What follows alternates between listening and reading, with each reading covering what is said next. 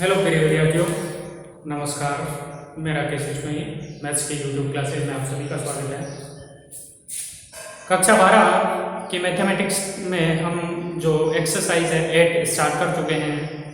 जो पीछे वीडियो है उसमें एक्सरसाइज 8.1 के एग्जाम्पल 1 to 6 कंप्लीट कर लिए थे। इस वीडियो में हम एक्सरसाइज 8.1 के जो क्वेश्चन हैं उनको सोल्व करेंगे। तो क्लास 12 की एक्सरसाइज देखते हैं 8.1। फर्स्ट क्वेश्चन है, वृत्त के क्षेत्रफल में परिवर्तन की दर इसकी त्रिज्या r के सापेक्ष ज्ञात कीजिए, जबकि त्रिज्या r बराबर 3 सेंटीमीटर तथा 4 सेंटीमीटर। क्या करना है आपको?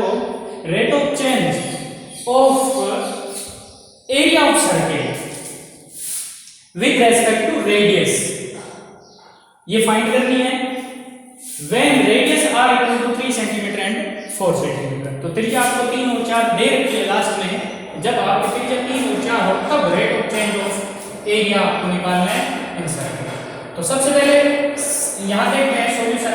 तो जो चीज इसमें वर्ड काम आ रहे हैं उन्हीं को लेते हैं। यहाँ पर सबसे पहले कह रहे हैं वर्त का क्षेत्रफल।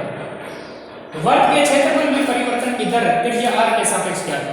तो सबसे पहले वर्त का क्षेत्रफल त्रिज्या के अकॉर्डिंग क्या होता है? तो हम जानते हैं वी नो दैट कि वृत्त का क्षेत्रफल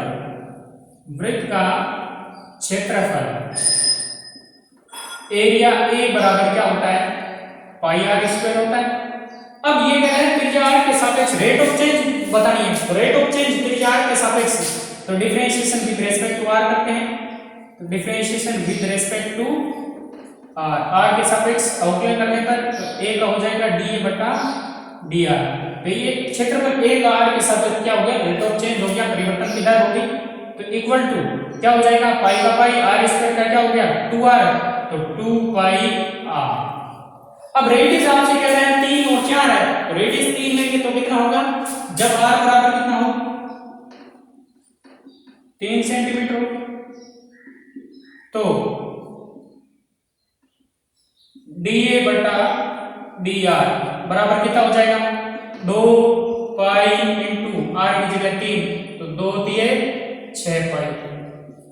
अब इसका यूनिट क्या होगा? यूनिट देखो, ऊपर एरिया है, नीचे रेडियस। एरिया का होता है सेमी स्क्वायर, रेडियस का हो गया सेमी। तो पीछे सेमी स्क्वायर में सेमी का भाग देंगे, सेमी बचेगा तो सेमी, तो 6 सेमी। और जब रेडियस कितनी हो? r बराबर 4 सेमी हो तो rate of change of area क्या हो जाएगा? d upon dr। r की जगह 4 रख देंगे तो 2 पाई इंटू 4, 4 दूनी 8 पाई सेंटीमीटर। ये आपके हो गया फर्स्ट क्वेश्चन। बिल्कुल इजी सा क्वेश्चन था। पाई की जगह 22/7 रख के भी इसकी वैल्यू निकाल सकते हैं, या 3.14 लिख के भी निकाल सकते हैं। सेकंड क्वेश्चन देखते हैं अपना। सेकंड क्वेश्चन अपना है क्वेश्चन नंबर सेकंड। एक कण, एक पार्टिकल है, वक्र y बराबर 2/3 x³ + 1 पर चलता है। कोई पार्टिकल है जो कर्व y = 2/3 x³ + 1 पर मूव करता है। वक्र पर उन बिंदुओं को ज्ञात कीजिए जहां, अब वक्र पर उन बिंदुओं को ज्ञात करना है, कोऑर्डिनेट ऑफ पॉइंट्स निकालने आपको जहां y कोऑर्डिनेट में रेट ऑफ चेंज जो है x कोऑर्डिनेट में रेट ऑफ चेंज की क्या है? डबल है, दुगुनी है। तो सबसे पहले सॉल्यूशन देखते हैं। वक्र आपको क्या दे रखा है? कर्व जो दे रखा है y = 2/3 x³ + 1 है, ये पर चलता है। उन बिंदुओं को ज्ञात कीजिए जहां, तो अकॉर्डिंग टू क्वेश्चन प्रश्न अनुसार आपको क्या दे रखी है कंडीशन कि y निर्देशांक में परिवर्तन की दर, y निर्देशांक y में परिवर्तन की दर r के सापेक्ष ले लेता हूं या कोई k के सापेक्ष ले लेता हूं। y में परिवर्तन की दर यहां पर कहां नहीं है, इसके सापेक्ष है। तो y में परिवर्तन की दर और x में परिवर्तन की दर देखते हैं। y में परिवर्तन की दर dy बटा dt ले लेता हूं, बराबर ये कह रहे हैं x निर्देशांक में परिवर्तन की दर, तो x निर्देशांक में परिवर्तन की दर dx बटा dt, इसकी डबल। ये आपको दे रखा है, ये आपको दे रखा है। ये इक्वेशन फर्स्ट दे दी, ये इक्वेशन सेकंड दे दी। अब साफ पता चल रहा है समीकरण 1 में y बराबर x के रूप में टर्म दे रखी है। तो y में परिवर्तन की दर t के सापेक्ष, तो समीकरण 1 का t के सापेक्ष अवकलन करते हैं। समीकरण 1 का t के सापेक्ष अवकलन करने पर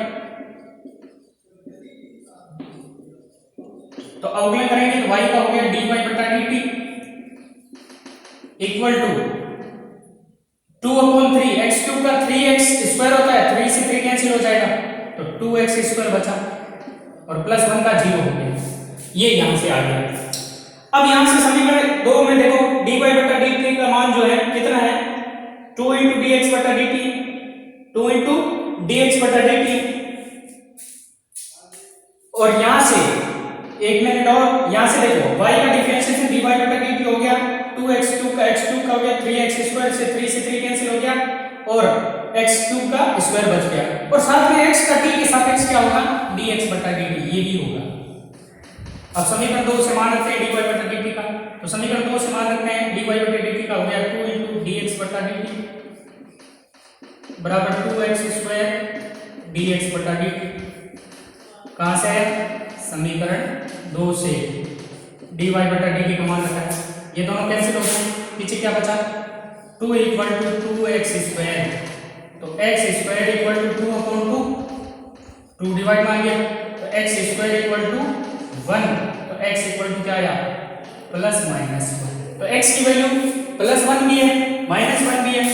जब x बराबर प्लस 1 हो तो समीकरण 1 से y का मान निकालते हैं, क्योंकि x निर्देशांक निकालने हैं तो निर्देशांक का x और y दोनों चाहिए, तो x निकल गया तो y निकालते हैं। y यहां से समीकरण 1 से y बराबर क्या है 2/3 इनटू प्लस 1 का क्यूब प्लस 1, तो y बराबर क्या हो गया 1 का क्यूब 1 ही होता है, 1 को 2/3 से गुणा करेंगे 2/3 प्लस 1, तो ये कितना हो गया 3 लघुत्तम बनाएंगे 3 2 5 5/3, तो यहाँ निर्देशांक क्या हुआ अतः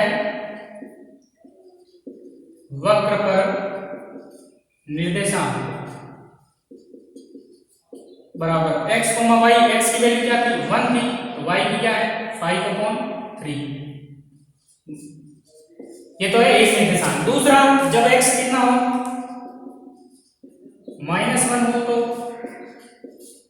समीकरण 1 से वापस तो y बराबर क्या है 2/3 इनटू x क्यूब, x की जगह कितना है -1 का क्यूब और प्लस 1, तो y बराबर कितना हो गया -1 का क्यूब -1 ही होता है, -1 को -2/3 से करेंगे तो -2/3 प्लस 1, यहाँ से 3 अच्छे आएगा -2 प्लस 3 प्लस 1/3, अतः निर्देशांक क्या होगा वक्र पर निर्देशांक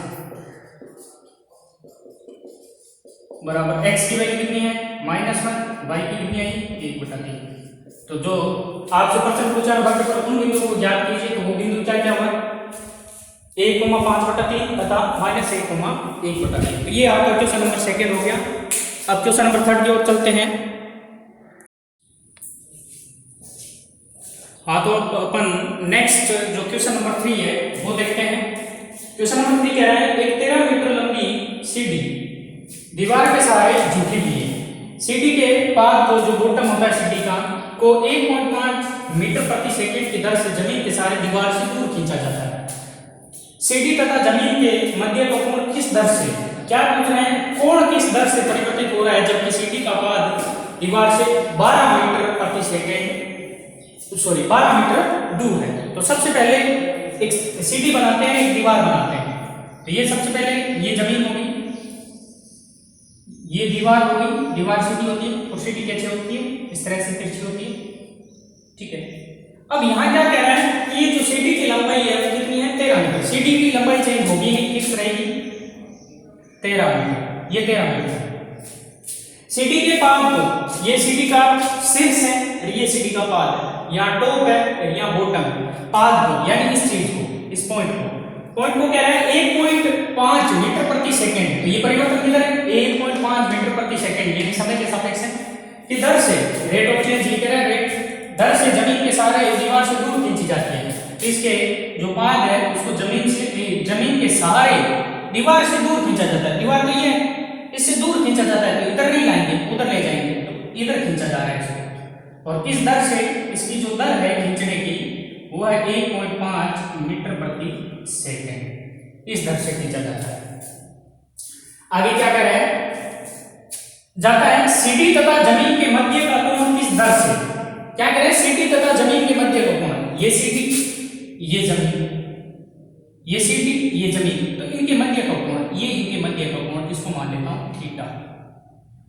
किस दर से परिवर्तित होता है, यानी थीटा में रेट ऑफ चेंज आपको याद करनी है, यानी किसके सापेक्ष रेट ऑफ चेंज, ये देखो दर किसके सापेक्ष है, मीटर प्रति सेकंड है, तो सेकंड यानी कि क्या है यहाँ पे समय के सापेक्ष है, तो उस हिसाब से थीटा में rate of change D theta upon D T आपको निकालना है। तो क्या निकालना है, सॉल्यूशन सबसे पहले सीडी की लंबाई, ये तो फिक्स है, सीडी की लंबाई ये तो आपकी क्या है, फिक्स है, कितनी है 13, लंबाई सीडी की फिक्स है। आपको याद क्या करना है, D theta upon D T, ये आपको याद करना है। और क्या दे रखा है, इधर सीडी के पास जो 1.2 मीटर प्रति सेकंड की दर से दीवार के सारे जमीन के सारे दीवार से दूर खींचा जा रहा है, तो इधर दूर खींचा जा रहा है, तो इस त्रिभुज में किस में परिवर्तन होगा, जैसे जैसे इसको खींचूंगा तो इसमें परिवर्तन होगा, इसमें परिवर्तन होगा, लेकिन इस जो कर्ण है इसमें कोई परिवर्तन नहीं होगा। इसको इधर खींचूंगा तो ये सीधा नीचे आएगा और ये इधर दूर जाता जाएगा, तो ये मान कम होता जाएगा, ये मान क्या होता जाएगा, बढ़ता जाएगा। तो यहाँ पर ये जो दर दे रखी है वो किसके सापेक्ष दे रखी है, इसको मान लेता हूं x, ये मान दे रखा है, ये दे रखा है x। आगे देखो, जबकि CD का पाद दीवार से 12 मीटर दूर है, तो x की मान लास्ट में कितनी दे रखी है, CD का पाद जो है दीवार से 12 मीटर दूर है, तो ये मान आपको पाद दे रखा है, ये चीज नहीं। अगर इसमें परिवर्तन होता तो हम इसको x मानते, लेकिन इसमें परिवर्तन की दर आपको दे रखी है, तो आपको क्या देखना है, और क्या दिया है dx बटा dt बराबर आपको दे रखा है 1.5 मीटर प्रति सेकंड, ये देखिए। अब त्रिभुज में, ये संपूर्ण त्रिभुज है, अपन पता है अपने को, यहाँ दीवार और इस जमीन के सारे जो कोण बनेगा दीवार और जमीन के बीच में, वो 90 डिग्री का बनता है। थीटा में रेट ऑफ चेंज पूछा है, तो थीटा में रेट ऑफ चेंज पूछा है, तो थीटा और इस 13 और x में संबंध क्या है, तो यहाँ संबंध अपने को ट्रिग्नोमेट्रिक एरिया से ट्रिग्नोमेट्रिक रेशियो जो होता है उसके अकॉर्डिंग निकालना पड़ेगा संबंध। तो संबंध कैसे निकलेगा, यहाँ थीटा और ये क्या है आधार, ये कर्ण, आधार और कर्ण में क्या होता है, साइन का होता है लंब बटा कर्ण, और कोस का होता है आधार बटा कर्ण। तो किसमें संबंध है, कोस में। अगर ये चीज कहता है यहाँ सीडी तथा दीवार के मध्य कोण में रेट ऑफ चेंज बताइए कितना होगा, तो ये थीटा मानते हैं, फिर ये क्या हो जाता, आधार ये हो जाता, तो ये फिर कर्ण हो जाता। तो उसके अकॉर्डिंग आपसे यहाँ सीडी तथा दीवार के मध्य कोण में भी पूछा जा सकता है, लेकिन यहाँ सीडी तथा जमीन के बीच में, तो ये हो गया थीटा, सीडी तथा दीवार के बीच होता तो ये हो जाता थीटा। तो यहाँ इन तीनों में संबंध क्या है, इसको नाम दे देता हूं ए बी और इसको ओ। तो त्रिभुज ए बी ओ में आधार और कर्ण में संबंध कौन सा आता है, कोस थीटा। कोस थीटा बराबर क्या होता है, आधार बटा कर्ण, x बटा 13। तो कोस थीटा बराबर x बटा 13। अब कोस थीटा बराबर x बटा 13 है, आपको क्या निकालना है, d थीटा अपॉन dt। तो इसका किसके सापेक्ष अवकलन करते हैं, t के सापेक्ष अवकलन करते हैं, इसको समीकरण दे देते हैं a, ठीक है। तो इसका अवकलन करते हैं किसके सापेक्ष, समीकरण 1 का t के सापेक्ष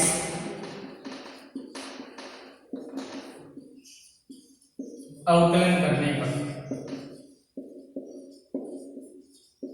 तो क्या हो जाएगा, कोस थीटा का minus sine theta dot theta का क्या हो जाएगा, डी थीटा बटा डी टी इक्वल टू 1 बटा 13 तो पड़ा रहेगा, और x का क्या हो गया, dx बटा dt। ठीक है, अब अपने को d थीटा बटा dt निकालना है, d थीटा बटा dt निकालना है, लेकिन sin थीटा की वैल्यू नहीं है, तो यहाँ से क्या है, cos थीटा है, तो cos इस sin थीटा को cos थीटा में कन्वर्ट करते हैं, तो cos थीटा में कन्वर्ट करेंगे तो माइनस का minus under root 1 minus cos square theta और d थीटा बटा dt बराबर 1 बटा 13 dx बटा dt। अब वैल्यू पुट करते हैं, वैल्यू पुट करेंगे तो क्या वैल्यू आएगी, यहाँ से d थीटा बटा dt बराबर क्या आया, 1 बटा 13 और साथ में क्या हो जाएगा, under root 1 minus cos square theta dx बटा dt, और यहाँ से ये माइनस इधर दे देता हूँ माइनस, ठीक है, अब इस डायग्राम को मैं रफ करूंगा, उससे पहले इस यहाँ कर देता हूँ इसको सॉल्यूशन आगे। तो यहाँ इसका आगे सॉल्यूशन करता हूँ। तो यहाँ से डी थीटा बटा डी टी अपन निकाल रहे हैं, बराबर क्या हो जाएगा -1/13 bracket under root 1 minus cos square theta. Cos theta की वैल्यू है x बटा 13। कोस थीटा के x एक कोस में क्यों बदला है, साइन को कोस में इसलिए बदला है, कोस थीटा किसमें x के मान x के पदों में मान है और x का मान लास्ट में कितना दे रखा है 12 दे रखा है, तो वही पुट कर देगा उसका मान निकल जाएगा। तो x बटा 13 का होल स्क्वायर इनटू dx बटा dt। dx बटा dt अपना कितना दे रखा था, dx बटा dt 1.5 ये हो गया। अब आगे बढ़ते हैं, इक्वल टू डी थीटा बटा डी टी बराबर -1.5 को 1 से गुणा करेंगे तो -1.5 बटा 13 ब्रैकेट में अंडर रूट 1 माइनस एक्स की वैल्यू अब रखते हैं, x बराबर कितना है, x क्या था, x है सिटी का पाद दीवार से 12 मीटर दूर है, तो ये सिटी का पाद ये दीवार से दूर, तो ये x कितना दे रखा है अंत में, ये जबकि कह रहा है ना यानी अंत में रखा जाएगा x की वैल्यू 12, तो 12 बटा 13 का होल स्क्वायर। आगे करते हैं -1.5 बटा आगे कितना हो जाएगा 13 इंटू यहां से देखो क्या हो जाएगा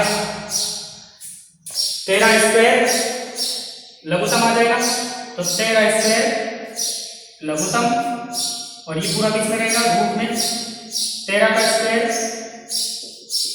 माइनस 12 का स्क्वायर।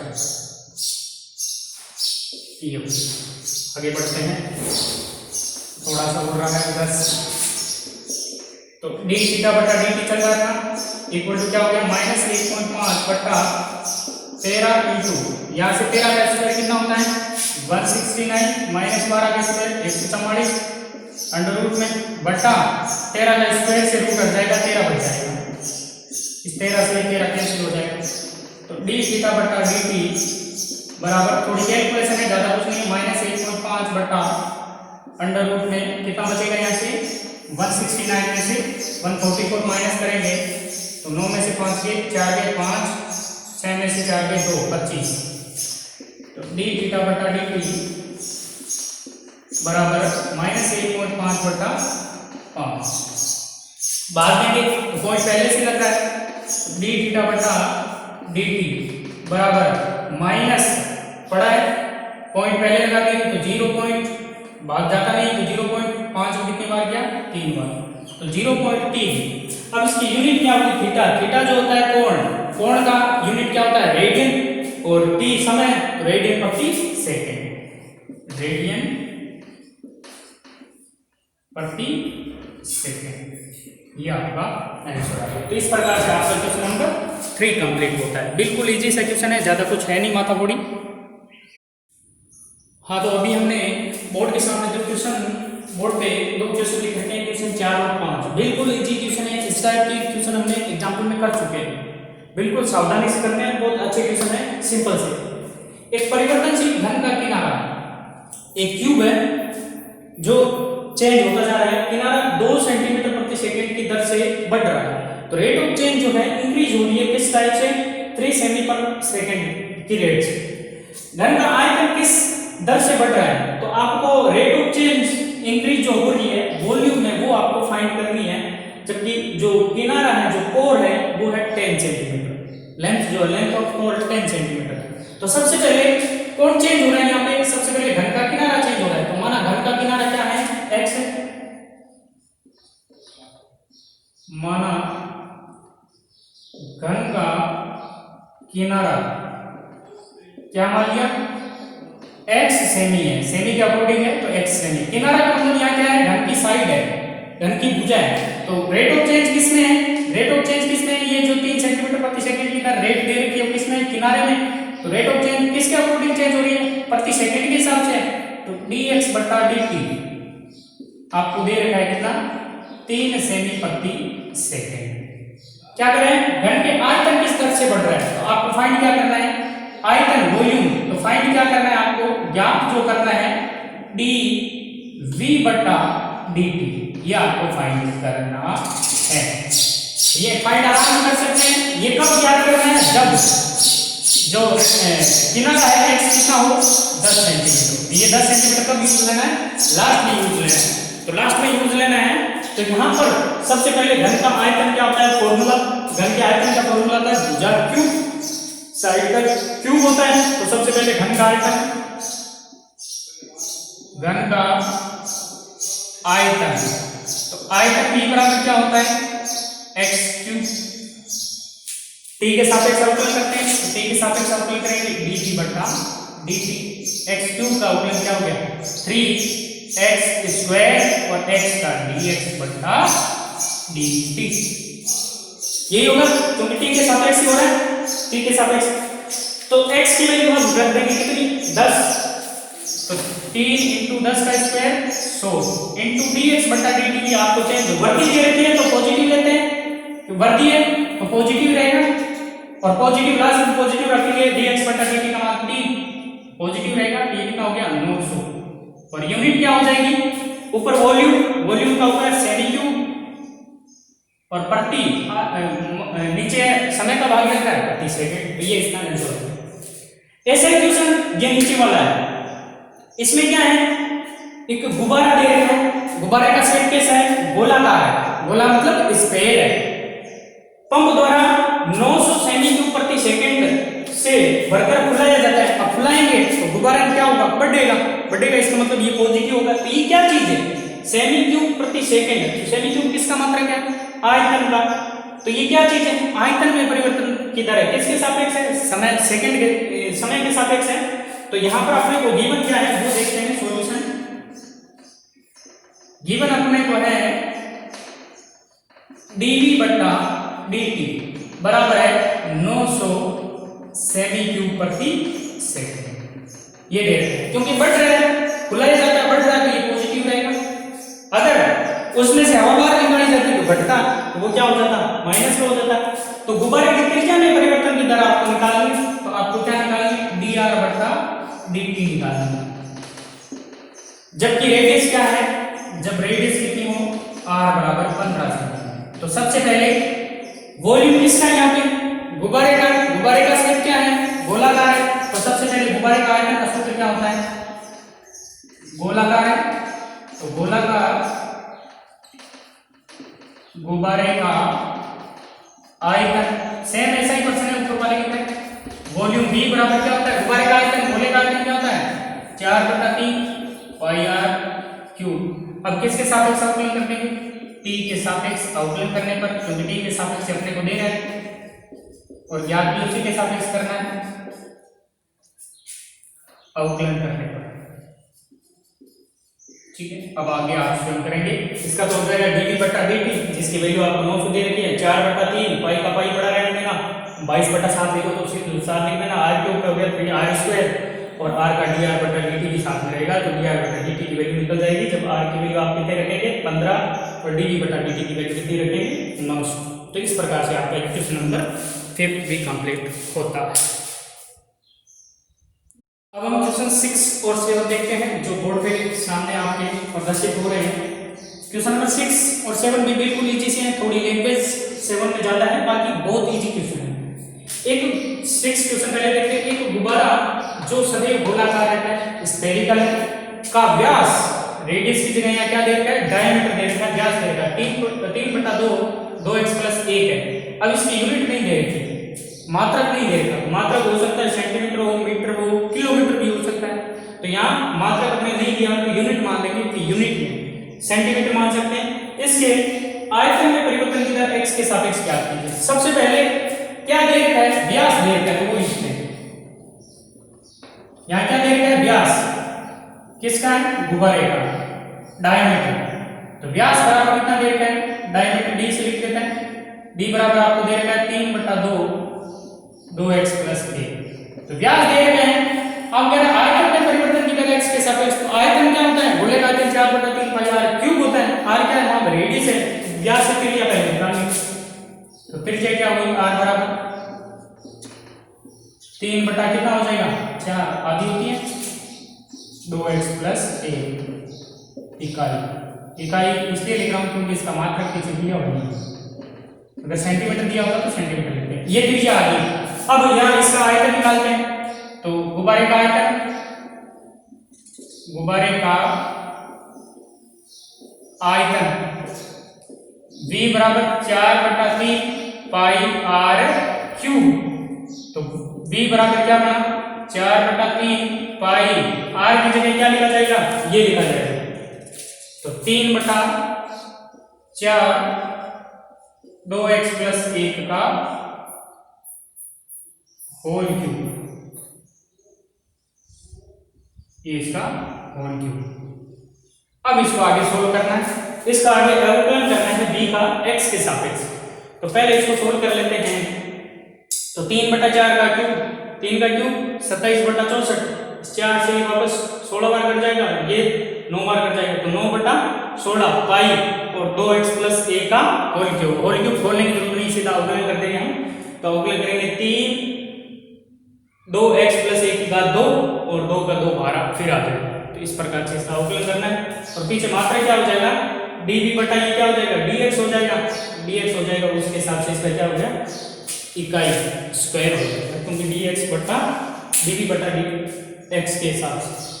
तो इस प्रकार से आपको ये करना है। आगे स्वयं करेंगे, उसका अवकलन करना है x के सापेक्ष। ये जो भी इक्वेशन बन रही है इसका x के सापेक्ष अवकलन करना है, सिंपल सा। अगला 7वां क्वेश्चन देखते हैं। किसी वस्तु की x इकाइयों के उत्पादन की कुल लागत Cx रुपये में निम्न समीकरण द्वारा दी गई है। यानी कि एक वस्तु है जिसकी x इकाइयां उत्पादन हो रही है और उसकी कुल लागत टोटल कॉस्ट जो है वो इस समीकरण के द्वारा दी गई है।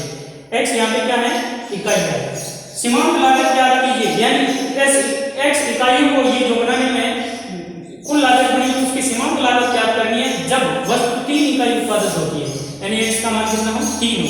सीमांत लागत कब ज्ञात करनी है, जब x बराबर 3 हो, x बराबर 3 हो। यहाँ सीमांत लागत का अर्थ क्या है, किसी स्तर पर उत्पादन के संपूर्ण लागत में तात्कालिक परिवर्तन। अब संपूर्ण लागत क्या है, संपूर्ण लागत की कुल लागत ये है, इसमें तात्कालिक परिवर्तन। तो ये किसके सापेक्ष परिवर्तन हो रहा है, x के सापेक्ष।